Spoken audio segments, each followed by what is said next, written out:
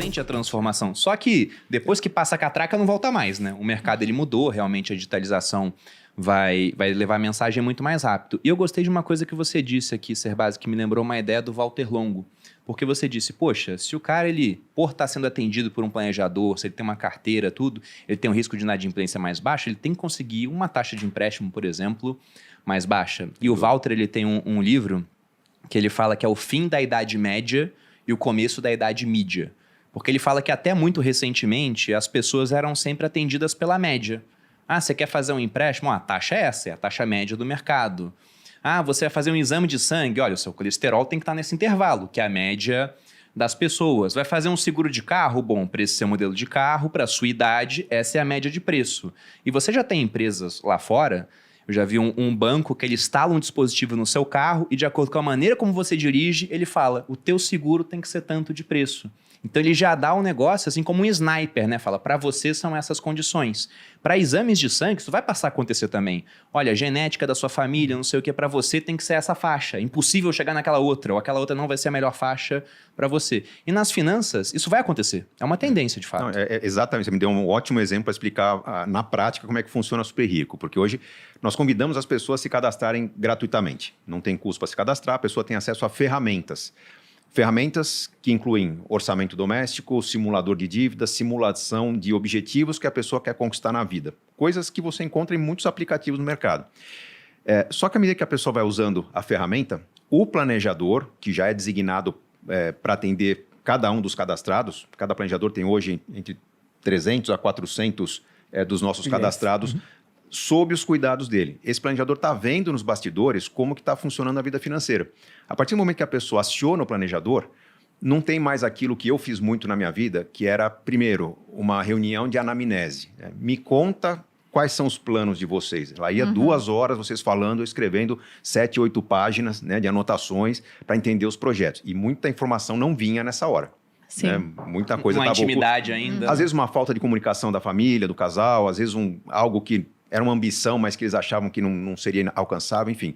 Eu já pulo essa etapa porque quando o planejador é acionado, ele já tem a vida financeira da pessoa, tem um histórico das simulações que a pessoa fez, tipo, eu quero me aposentar com 30 mil reais de renda.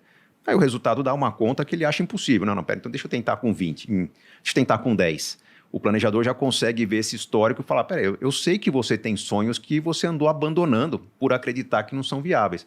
Vamos atuar nisso? Então, o trabalho dele é um trabalho que, em vez de consumir 2 horas de atendimento, mais 2 horas de orientação, mais várias horas de calibragem, talvez em 2, 3 encontros de 40, 50 minutos ele resolve, e resolve com muita qualidade, porque ele está atuando no foco.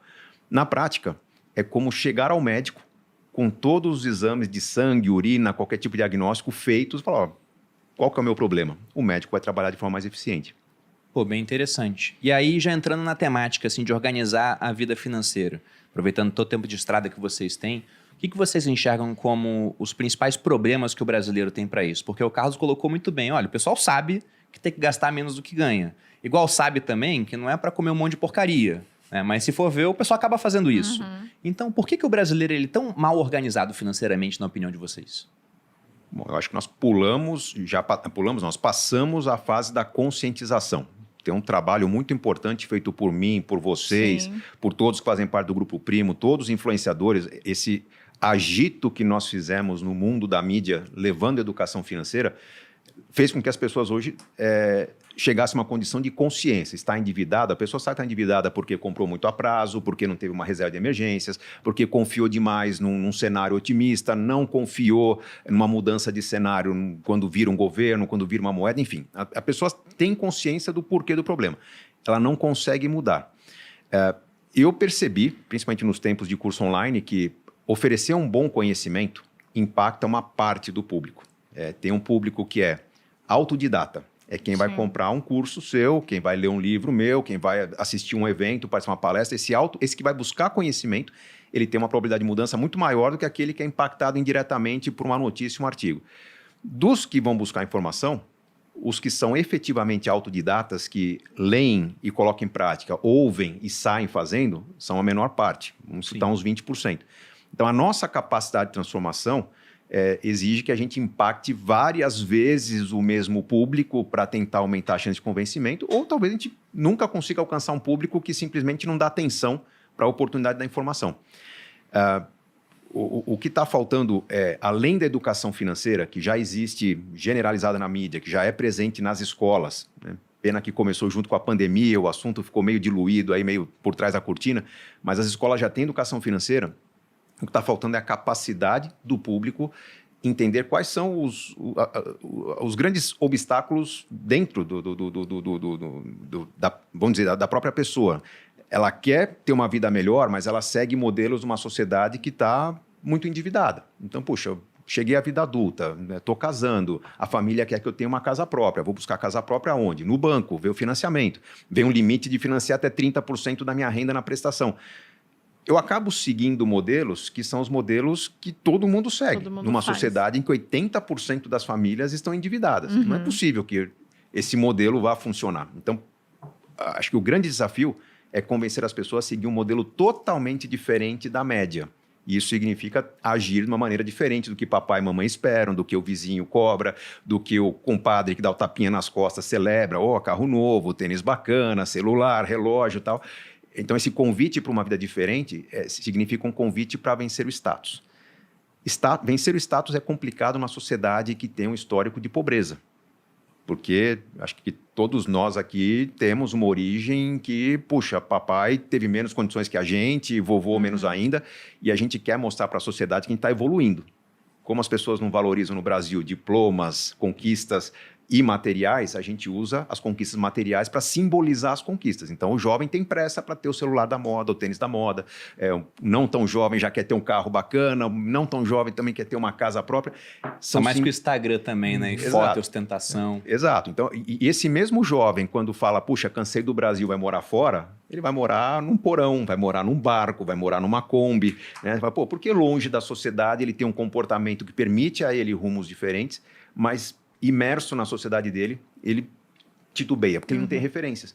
Então, aí entra a questão do planejamento, que é, de repente, buscar referências para alguém que fala, tem uma estratégia, mas eu vou acompanhar a sua estratégia. Né? Eu tenho a orientação, mas ao longo do processo, você vai se ver diante de uma decisão difícil e pegar todo o dinheiro que você tem, todos os 20 mil ou 200 mil reais que você tem, tirar da poupança e pôr num CDB, que tem imposto, que vai ter uma relação bancária diferente, mas eu estou aqui para dizer que você está no caminho certo.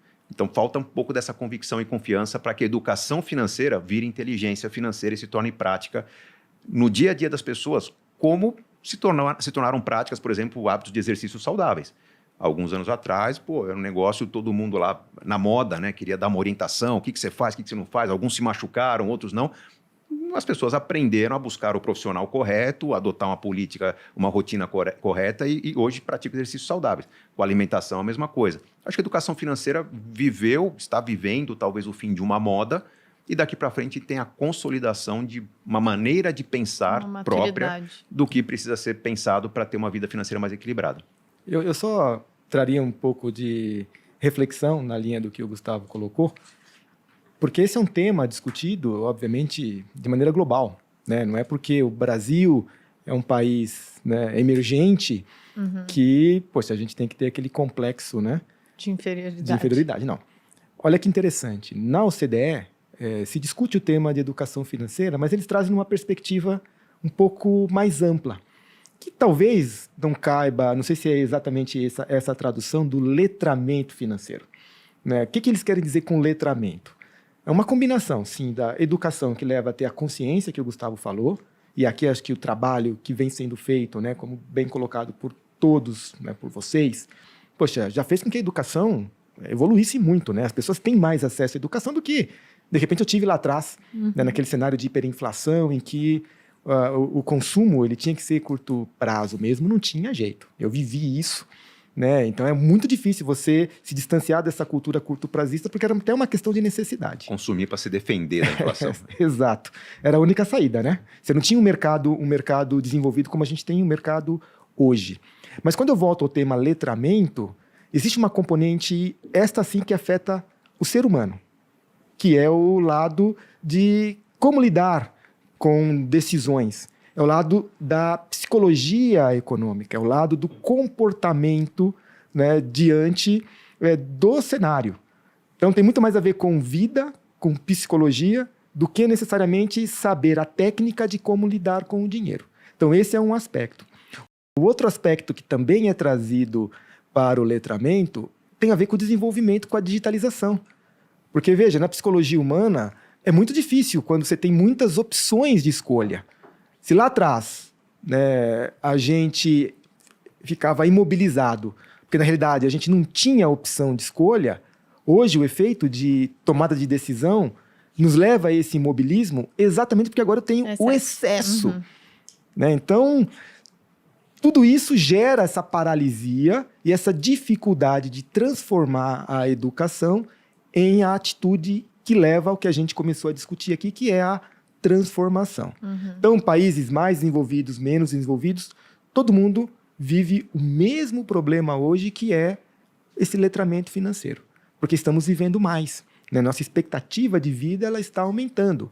E aí está muito difícil ver o exemplo aí da discussão na França, né, em relação à reforma previdenciária. Não foi diferente aqui no Brasil e não será. A gente Discussão passará... é até um eufemismo, né, cara? Quebradeira, né? Sim, né? Porque a conta não vai fechar. Uhum. Né? Um número interessante do Banco Mundial, que a gente acompanha também há cerca de 20 anos, é que de cada 100 brasileiros, né, em idade ativa, economicamente ativo, poxa, aumentou muito o número de poupadores. Hoje são 11 brasileiros, ou 11% da população economicamente ativa. Mas não tem mudado muito o ponteiro em relação ao número de pessoas que investem, ou que poupam e investem, e acumulam o suficiente para ficar independente. Agora, por que isso não está acontecendo? Porque você tem esse outro fator que é as pessoas estão vivendo mais. Então, o dinheiro, realmente, ele não está sendo suficiente para manter esse padrão de vida, esse custo de vida na longevidade. Então, junta tudo isso dentro do que é o letramento, o desafio, então, ele é da humanidade, quando se fala em finanças, o que, por outro lado, numa perspectiva positiva, tem muita, mas muita oportunidade para a gente fazer, né, um trabalho realmente que gera transformação e que pode mudar a história, né? Não,